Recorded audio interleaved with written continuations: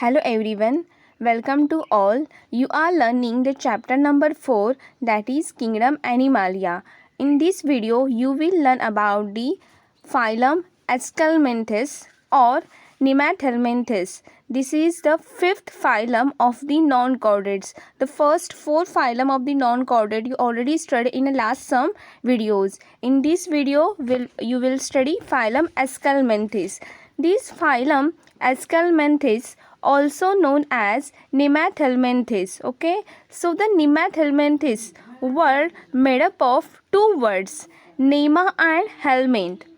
Nema means thread and helminth means worm. So these organisms, these animals are thread like. जसा एखादा दोरा असतो तसं हे नॅरो असतात, सिलेंड्रिकल असतात, thread like. Okay, so these organisms are thread like, so they are come under the Nemathelminthes.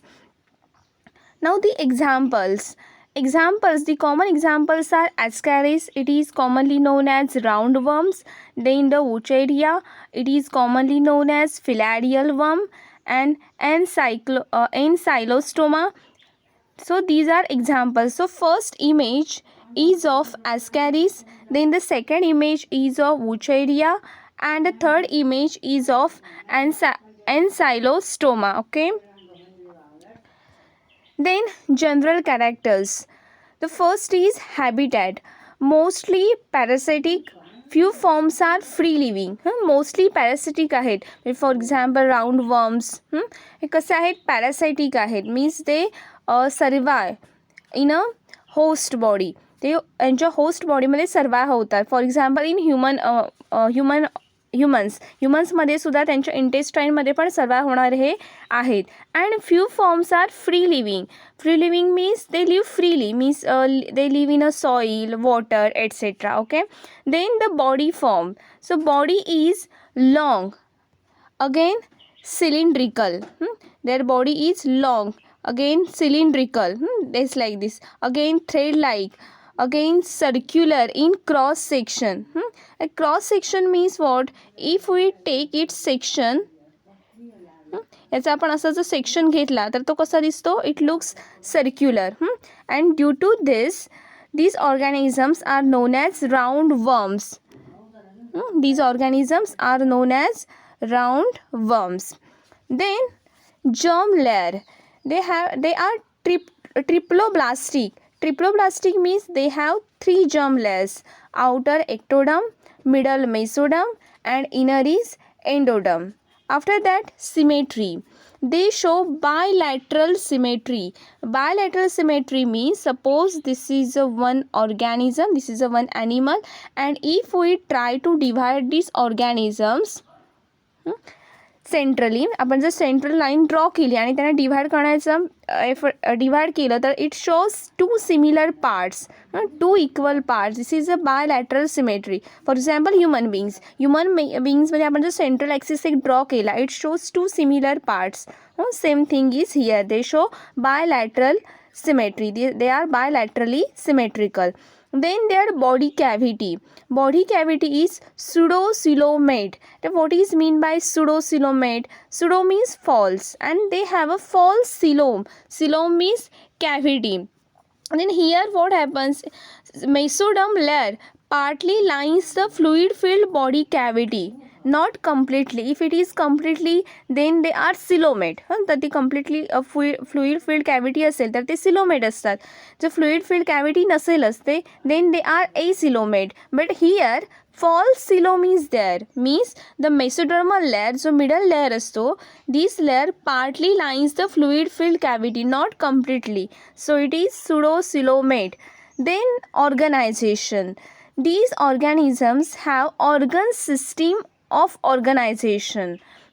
In last phylum, that is Platyhelminth, there was only organ level of organization. Here organ system is what? Here organ combined together to form more complex structure known as organ system, means for example excretory system, digestive system, etc.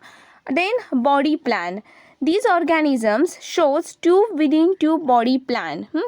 Tube within tube body plan means, suppose this is a one organism, here mouth is present and here anus is present, and they show internal long tube.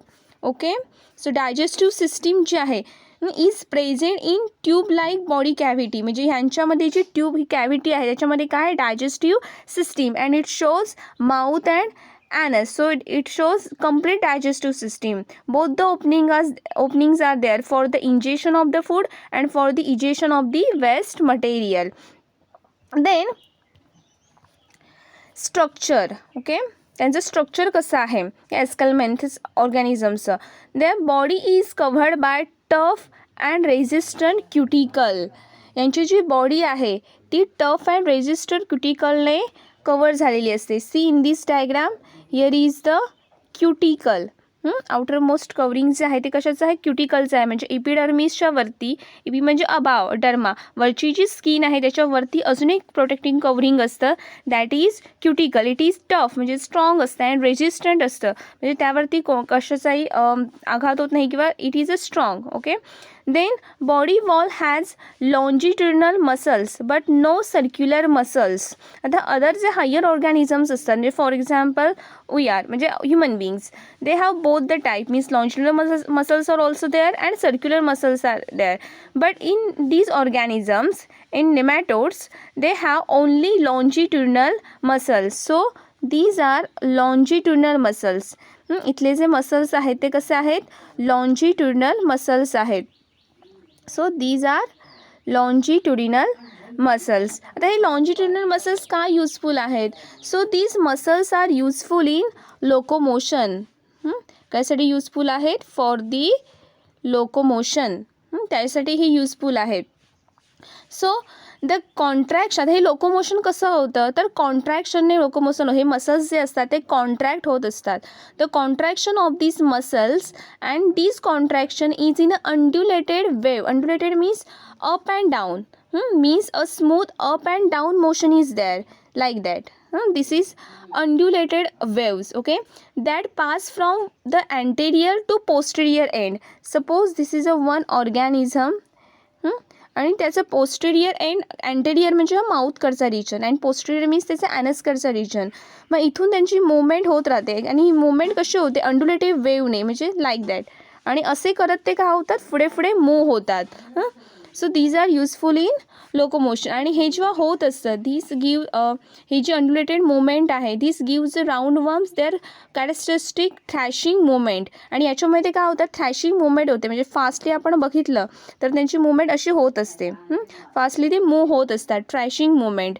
Because they lack circular muscles, they are enable to crawl like other worms. इतर वर्म्सचे crawling करतात, तसे हे crawling करत नाही, हे continuously काय होत असतात असे ट्रॅशिंग होत असतात, म्हणजे व्हायलेंटली स्टर होत असतात. So this is the about the longitudinal muscles. Now their digestive system. So these organisms show tube within tube body plan, so they have a complete digestive system. Their alimentary canal म्हणजे food digestive जो पूर्ण canal आहे food डायजेशनचा, this alimentary canal is complete with mouth and anus at opposite end. Here is the mouth and here is the anus. Mouth and anus opposite end ला आहेत. And pharynx is well develop and muscular. यांच्यामधला जो फॅरँक्स आहे it is well develop. तर फॅरँक्सचं इथे work काय असतं तर once the food is in the mouth it moves down to the pharynx. म्हणजे एकदा माउथमध्ये त्यांनी फूड घेतलं की ते पुढे ते कुठे जातं मूव्स डाऊन टू दी फॅरँक्स. फॅरँक्सकडे जातं म्हणजे थ्रोटकडे जातं, त्यांचा जो घसा आहे तिथे जातं ते. And the pharynx is where food is crush down. आणि इथे फूड काय होतं फॅरँक्समध्ये क्रश्ड होतं, स्मॉल पार्टिकल्स त्याचे तयार होतात. आणि then it goes in to the long gut or intestine. त्यानंतर ते इंटेस्टाईनमध्ये जातं, म्हणजे फॅरँक्समध्ये ते क्रश होतं आणि मग ते इंटेस्टाईनमध्ये जातं. So pharynx is well develop and muscular, मसल्सने बनलेला आहे. Then next is excretion. Excretion means removal of waste product or elimination of waste product outside the body. बॉडीच्या बाहेर काय करायचं वेस्ट प्रोडक्ट टाकण्याची जी प्रोसेस आहे it is nothing but the excretion. So it is takes place by canals and gland cells, त्यांच्यामध्ये special काय आहेत, कॅनॉल्स आहेत आणि ग्लँड सेल्स आहेत. By using this they can excrete. Then excretory products are eliminated through excretory pore. आणि हे जे कॅनॉल्स आणि ग्लँड सेल्समध्ये जे ॲक्च्युअल जे फूड बाहेर टाकायचं आहे, ते प्रोडक्ट जे बाहेर टाकायचं आहे ते कुठून बाहेर जाणार, एक्सक्रिटरी पोरमधून बाहेर जाणार. ते कुठे असतं, ॲनसच्या तिथे असतं. So see this anal pore is the excretory pore. Then they are nervous system. आता सगळ्या जे डेव्हलप्ड ऑर्गॅनिझम आहेत, म्हणजे इथून काय होत आहेत, ते हे फायलम डेव्हलप होत आहेत, यामधले ऑर्गॅनिझम्स डेव्हलप होत आहेत. मग यांच्यामधली जी नर्वस सिस्टीम आहे, this nervous system consist of nerve ring and nerves. ही कशाने बनलेली आहे, नर्व रिंग्स अँड नर्व्सने बनलेली ही नर्वस सिस्टीम आहे. देन यामधले जे नर्व्स आहेत, these nerves which run the length of the body, नाही त्यांची जी पूर्ण बॉडी आहे त्या पूर्ण बॉडीवरती हे नर्व सेल्स पसरलेले असतात, स्प्रेड झालेले असतात. Body on the dorsal, ventral and lateral side. Dorsal side म्हणजे upper side, ventral means lower side and lateral side म्हणजे साईडने ते स्प्रेड झालेले असतात. द डॉर्सल नर्व्स, आता यामधले जे डॉर्सल साईडला जे नर्व्स आहेत, this dorsal nerves responsible for motor control. हा जे डॉर्सल नर्व्स आहे ते मोटार कंट्रोलसाठी रिस्पॉन्सिबल असतात. मोटार कंट्रोल म्हणजेच काय, रेग्युलेशन ऑफ द मुवमेंट. त्या ऑर्गॅनिझमच्या मुवमेंट आहेत त्या प्रॉपरली होण्यासाठी त्यांचं रेग्युलेशन आहे ते ह्या नर्व्स करतात. आणि जे लॅटरल नर्व्स आहेत म्हणजे साईडला ज्या नर्व्स आहेत आर रिस्पॉन्सिबल फॉर सेन्सरी, म्हणजे सेन्स करण्यासाठी. ओके, म्हणजे बाहेर ॲटमॉस्फिअर चेंज झालं, काय झालं, जे काही सेन्सेशन आहे ते सगळं त्यामधून होत असतं. Then reproduction. So these organisms are unisexual, means the animals which come under the Aschelminthes are unisexual. Unisexual means त्यांच्यामध्ये मेल आणि फिमेल हे सेपरेट असतात. Sexes are separate, male organism वेगळे, फिमेल ऑर्गॅनिझम वेगळे. And animals like ascaris, animals like ascaris show sexual dimorphism. Then what is mean by sexual dimorphism? आता हे sexual dimorphism means special characteristics which are present in male and female, and by using these characteristics we can differentiate male and female. आपण male आणि female ओळखू शकतो त्यांच्यामधल्या ज्या कॅरेक्टर्समुळे. So this is a sexual dimorphism. So here in ascaris, female is longer and broader and have straight posterior end. यांची जी female असते ती कशी असते, लॉंगर असते, ब्रॉडर असते and have straight posterior end. Posterior end म्हणजे जो टोकाकडचा आहे म्हणजे टेलकडचा आहे, ॲनसकडचा आहे, तो कसा असतो, स्ट्रेट असतो. Okay, so this is the female. ही जी आहे ती काय आहे, ॲस्कॅरिसची फिमेल आहे. आणि त्यांचा जो टेल रिजन आहे हा कसा आहे, it is straight. Again as compare to male, female is longer. हा मेल आहे, याच्याशी कम्पेअर केलं तर फिमेल कशी आहे, लॉंगर आहे, ब्रॉडर आहे and have straight posterior end. त्याचं पोस्टेरियर एंड कसं आहे, स्ट्रेट आहे. Again in males, male is shorter and narrower. Short आहे, नॅरो आहे, निमुळती आहे and has curve posterior end. याचं पोस्टेरियर एंड आहे हा कसा आहे, कर्व आहे. Curve posterior end with a pair of penial setae for कोप्युलेशन. इथे का आहेत, ह्या क्लोएकामध्ये पेनियल सिटी आहेत. मग पेनियल सिटी म्हणजेच कुठून फॉर्म होतात, actually two small contractile penial sacs are there which open in to the cloaca. ज्या पेनियल सॅक्स आहेत आणि कॉन्ट्रॅक्टाईल आहेत, means they can contract that opens in to the dorsal side. डॉर्सल म्हणजे अप्पर साईड.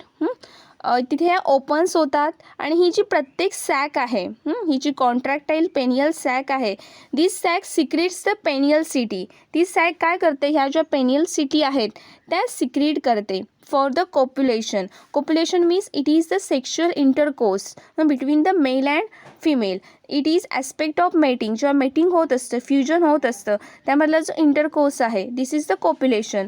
मग हे जे पेनियल सिटी आहे त्या कोप्युलेशनसाठी युजफुल असतात. Then next is fertilization. Here fertilization is internal. यांच्यामधलं जे फर्टिलायझेशन आहे ते कसं आहे, इंटरनल आहे. Means fusion of male and female gametes takes place inside the body of female. फिमेलच्या बॉडीमध्ये मेल आणि फिमेल गॅमेट्सचं फ्युजन होत असतं. Again development may or may not include larval stage. यांची जी डेव्हलपमेंट आहे it may or may not include, म्हणजे काही in some animals they form a larva. Means after the fusion of male and female gamete there is a zygote formation and this zygote form a larva, and after larva they form baby organism and then this baby organism develops into adult organism. हे काही organism मध्ये होतं आणि in some animals there is the absence of larva stage. Means zygote develops into embryo and embryo forms baby organism and this baby organism develop into adult organism. Okay, so this is, they show indirect development and also the direct development. So this is all about the phylum Aschelminthes.